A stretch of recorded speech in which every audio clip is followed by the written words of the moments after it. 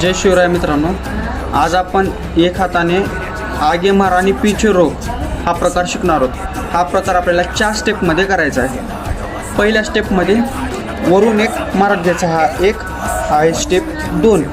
Step 3ला पाठीमागे फिरायचा आणि रोकात घ्यायचा। स्टेप 3 अजून एक रोकात, स्टेप 4 परत स्टेप 1 2 3 4 1 2 3 4 हे आता सतत फिरवायचं आपल्याला।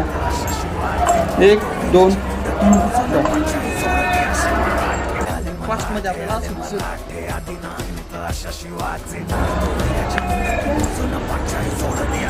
ह्याच एकदा दिशा बदलून पण करून दाखवतो।